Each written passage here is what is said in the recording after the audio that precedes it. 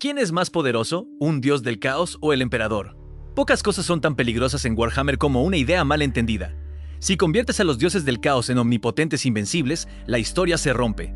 Y cuando la historia se rompe, el universo pierde su sentido. ¿Qué gracia tiene luchar si ya ganó el caos porque sí? Ninguna. Eso no es oscuridad, es pereza narrativa. Así que vamos a la pregunta que lo inicia todo. ¿Qué es un dios? En el sentido teológico clásico, un dios absoluto no debería tener causa, no debería depender de nada y no debería estar limitado por reglas externas. Omnipresente, omnisciente, omnipotente, la trifecta de no hay discusión. Y aquí es donde el caos se delata solo, porque los dioses del caos sí tienen causa, nacen, y si naces, ya no eres absoluto, eres consecuencia. Y en este universo, esa consecuencia tiene nombre, la psique colectiva. Emociones, pensamientos, impulsos, el caldo humano, seno, lo que sea que sienta algo. El caos es el eco gigantesco de lo que vive, un eco que aprendió a morder. ¿Y eso qué implica? Algo muy simple y muy feo. Que no juegan con los mortales por aburrimiento, los necesitan, no es un capricho, es su dieta. El gran juego no es un ajedrez elegante para entretenerse, es la maquinaria con la que se alimentan, se expanden y compiten entre ellos. Si mañana se apaga la emoción, la fe, el impulso, el conflicto, lo que queda del caos no es un trono, es una sombra, un ruido de fondo, un mito olvidado. Y aquí es donde empieza el problema de la comunidad, que a mucha gente le encanta coger una frase épica, arrancarla del contexto como si fuera una pegatina de coche y pegarla en TikTok como prueba definitiva de que el caos se papea el multiverso, a Marvel, a DC y a tu vecina. Ahora bien, aclaración importante. Dentro del Immaterium, sí, los 4 grandes son el top de la cadena. Eso no está en debate. Los códex y libros de reglas lo dicen con claridad. El reino del caos es infinito e incomprensible. Hay entidades por todas partes, pero los más peligrosos y poderosos son los 4 grandes y legiones. Perfecto. Ahí dominan. Ahí son tiburones en su océano. Ahí el mundo se dobla, la lógica se ríe y el tiempo es una sugerencia. El problema llega cuando la gente hace el salto mental más tramposo del universo. Si son jefes en la disformidad, entonces en el mundo material pueden hacer lo que quieran. No, ese salto es el vendehumo, porque el caos tiene una limitación que es básicamente su maldición. En el mundo material no se mueve como quiere, no puede. No es que no les apetezca bajar y arrasar tierra como Pedro por su casa, es que no pueden manifestarse así, de forma plena, constante y estable sin condiciones. ¿Te suena eso de que un demonio necesita rituales, grietas, portales, sacrificios, un campo Geller fallando, una disformidad desbordándose? Pues imagina eso a escala Dios. Si ya cuesta que un demonio se quede un rato sin deshacerse como humo, ¿qué tendría que pasar para que una deidad entera se siente en un planeta y empiece a patear continentes? Exacto, una barbaridad. Y por eso no ocurre, no porque sería aburrido, sino porque el Materium no es su hábitat. Son peces fuera del agua. Necesitan infraestructura humana. Necesitan canales, necesitan recipientes. Y ojo, esto no les quita terror, se lo multiplica. Porque lo que da miedo no es que Khorne parta un planeta con una espada como si fuera mantequilla. Lo que da miedo es que no haga falta que lo haga. Que la galaxia se parte sola mientras él se alimenta de cómo la partes tú. Ya, pero yo escuché que Khorne partió planetas. Claro, el famoso clip mental. Khorne haciendo cosplay de anime, cortando un mundo en 2. Y sí, hay textos que describen planetas partiéndose, tormentas disformes despertando, tentáculos de malicia surgiendo del vacío. Pero ahí está el truco. No es Khorne caminando por el Materium dándole espadazos a planetas como si fueran sandías. Es la disformidad desbordándose. Es la realidad reventando por presión. Es cataclismo, no Dios físico con los bíceps de Arnold Schwarzenegger cuando tenía 20 años. Y en ese matiz vive toda la verdad del tema. Porque si el caos fuera literalmente omnipotente en el plano material, no existiría el imperio, no existiría resistencia, no existiría historia. Habría un fin instantáneo y ya. Así que vamos a poner la primera estaca en el corazón del vendehumo. Los dioses del caos no son dioses absolutos, son parásitos cósmicos de escala monstruosa. Reales, peligrosos, gigantescos, pero dependientes, limitados, condicionados. Y esa palabra limitados te la vas a comer varias veces porque es la llave de todo. Ahora viene el segundo mito gordo. Vale, entonces no son omnipotentes, pero al menos son omniscientes. ¿Seguro? Porque si lo fueran, no existirían sorpresas, no existirían errores, no existiría el miedo. Y aquí ocurre algo precioso. Incluso dentro del lore hay personajes que los han mirado a la cara y les han dicho, tú no eres un dios. El ejemplo perfecto es Fabius Bile. el ateo profesional de la galaxia. El tipo que ve cosas que harían rezar a una piedra y aún así dice no hay nada ahí. Cuando tiene a Slanesh delante, lo que describe no es devoción, es un intento desesperado de mantener el cerebro unido con cinta aislante, desfibriladores, químicos, temblores, y aún así la conclusión es fría, no hay dioses. No porque no existan entidades inmensas, sino porque Dios implica otra cosa.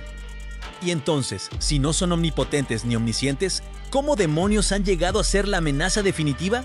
Fácil, porque juegan a lo que mejor se les da. No fuerza bruta directa, sino influencia, pactos, corrosión y sobre todo, recipientes, campeones. Ahí es donde el caos se vuelve realmente injusto, porque cuando mete todo su poder en un conducto, entonces sí, el mundo tiembla. Entonces sí pasan cosas que parecen imposibles. Entonces sí, un individuo se convierte en un evento cósmico con piernas. Y el primer ejemplo es el más obvio, Horus. Horus es el ejemplo definitivo de por qué el caos no funciona como un dios absoluto, sino como un depredador que necesita cuerpo. Porque cuando el panteón oscuro quiere de verdad tocar el mundo material con las dos manos, no baja él, no puede. Lo que hace es algo peor, hipoteca su poder en un campeón. Horus no fue un primarca fuerte. Horus fue el caos poniéndose un traje de carne y armadura, un centro gravitatorio para todo lo inmaterial alrededor de Terra, una estrella negra en mitad del momento más enfermo de la historia humana. Y cuando se describe su estado en los libros del final de la herejía, no te lo venden como Horus con buffs. Te lo venden como una anomalía andante, la realidad girando alrededor suyo, demonios bailando en los muros, pesadillas materializándose por su mera presencia. Y aquí viene lo importante. Si el caos puede hacer eso solo mediante un receptáculo, entonces queda claro lo que estamos diciendo desde el principio. Para impactar de verdad el Materium, necesita canales. Porque si fuera omnipotente, no necesitaría apostarlo todo en nadie, no necesitaría arriesgarse, no necesitaría planes largos, no necesitaría nada. Y como estamos en tu canal, toca decirlo como se debe. Si los dioses del caos fueran esos dioses invencibles que venden, el emperador muere con un pensamiento y se acabó el imperio. Fin, pantalla negra, gracias por jugar. Pero no pasó así. Lo que pasó fue una telenovela de conspiraciones, corrupción de primarcas, guerras civiles, traiciones, pasos cuidadosamente colocados durante siglos.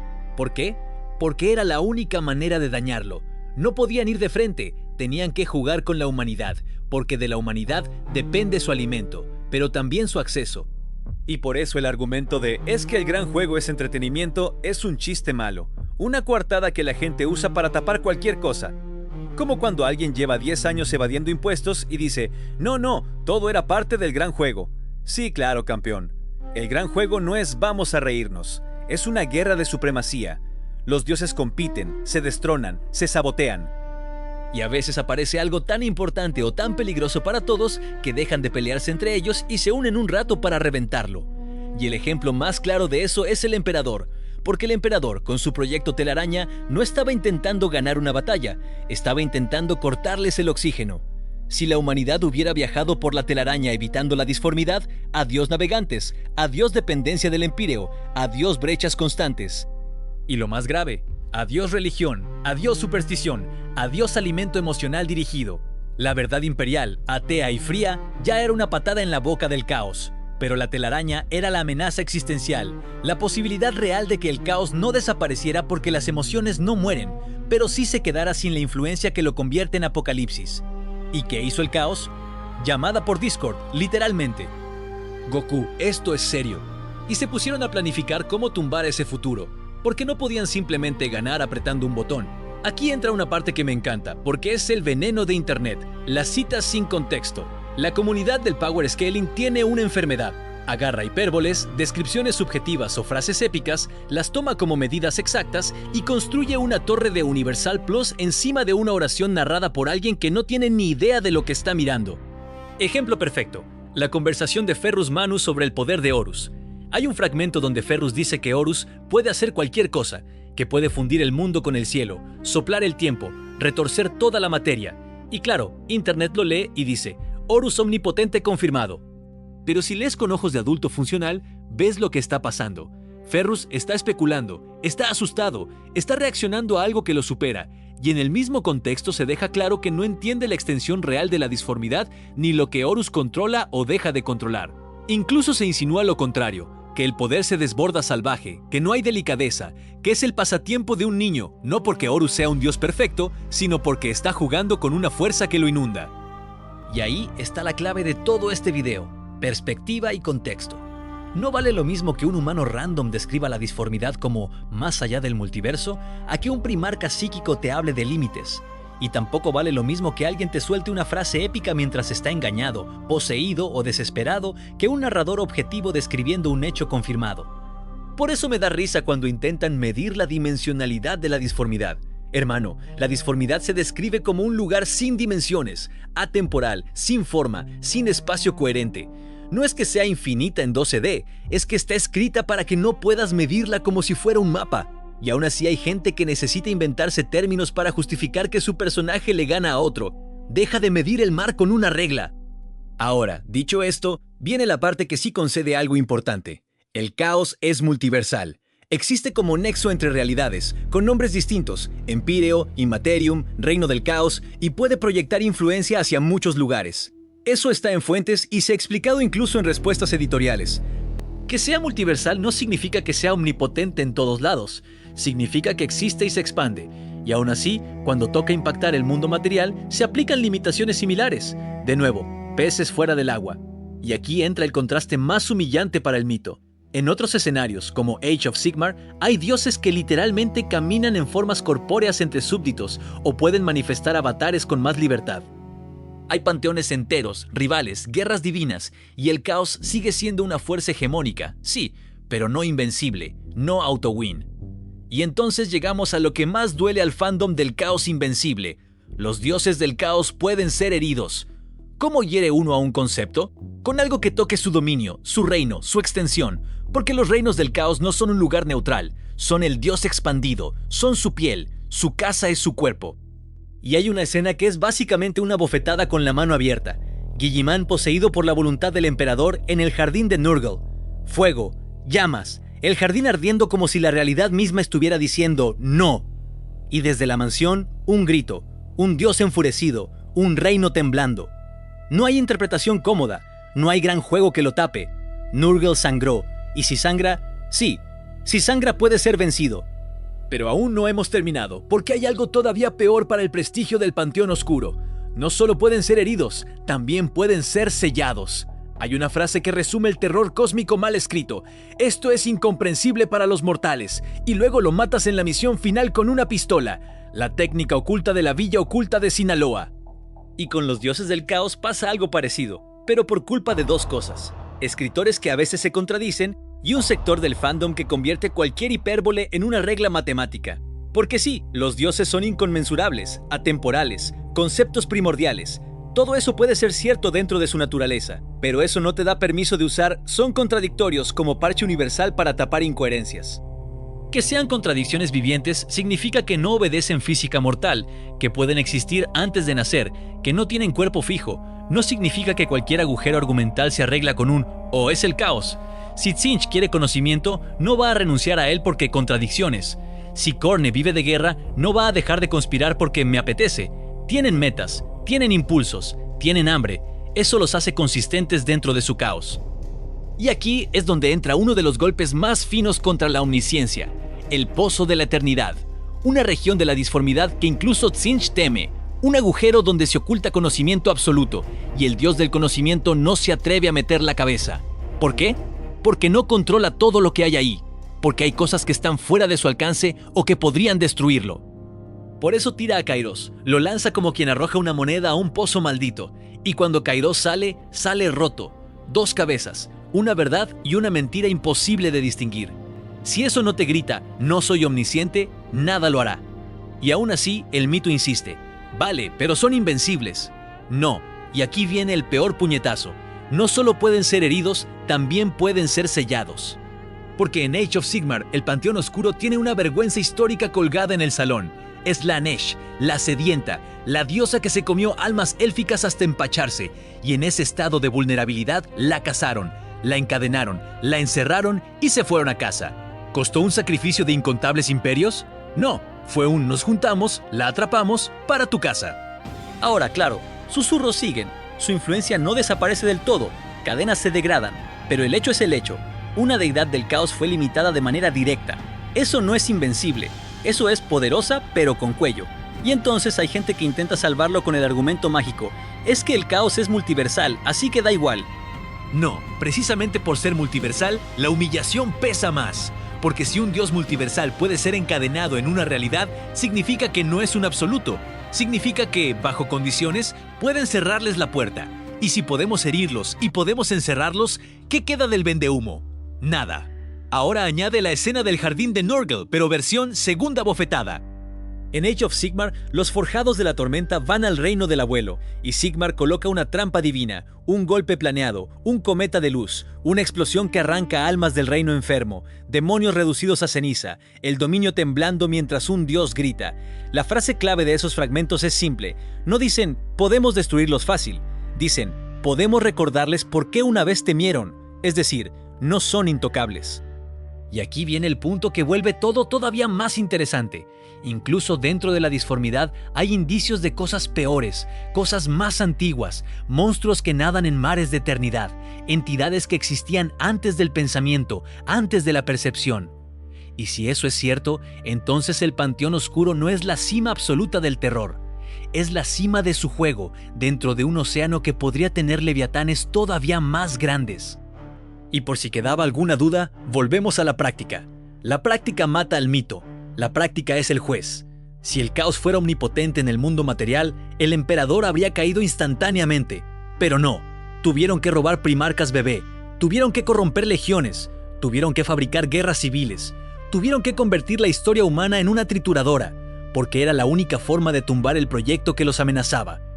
Y cuando apostaron todo a Horus, apostaron tanto que cuando Horus cayó, el golpe rebotó. Hay relatos e interpretaciones dentro del propio universo que sugieren que el colapso psíquico tras su muerte fue tan brutal que se produjo una implosión etérea, un vacío, una singularidad de ausencia donde había estado el campeón. Como si hubieran apretado tanto el gas que, al romperse la tubería, el incendio se apagara por falta de oxígeno. ¿Eso es definitivo? No, porque los demonios mienten, manipulan, exageran. Pero incluso como posibilidad, es devastador para el mito. Implica que el caos puede salir herido por propias apuestas. Y aquí cerramos el círculo con la frase que más le duele al power scaling. El caos sangra. Y si sangra, puede ser vencido. No borrado para siempre con un botón, pero sí repelido, herido, sellado, contenido, frustrado. Y eso es lo que hace que Warhammer funcione. Porque el Grimdark real no es no hay esperanza. El Grimdark real es la esperanza existe, pero cuesta sangre. Es puedes perderlo todo y aún así levantarte y seguir. Si el caos ya ganó por decreto, no hay tragedia, no hay heroísmo, no hay sentido, solo hay un meme malo. Así que la próxima vez que veas a alguien decir que los dioses del caos no ganan porque se aburren, ya sabes qué contestar. No es entretenimiento, es hambre. No es omnipotencia, es dependencia. No es un absoluto, es un parásito cósmico. Uno tan grande que puede devorar civilizaciones, pero que todavía necesita que tú le abras la puerta. Es como Gran Hermano, basura que se extiende y te corroe el cerebro, pero que aún así necesita que lo pongas en la televisión o que al menos leas sobre él en Twitter. Si te gustó este estilo de análisis con ejemplos, con contexto y sin venderte la dimensión 47D del Empirio, ya sabes, dale like, suscríbete y dime cuál quieres que sea el siguiente mito que reventemos. Las mentiras no solo son comunes, son literalmente el arma favorita del enemigo. Te dejo un videazo en la pantalla final que te recomiendo por si aún no tienes los huevos llenos de lore y siempre quieres más, como Corne con la sangre y los cráneos. Si quieres lore constante y sin descanso ni pausa ni piedad, dale like y suscríbete. Así YouTube te va a mostrar más videos así.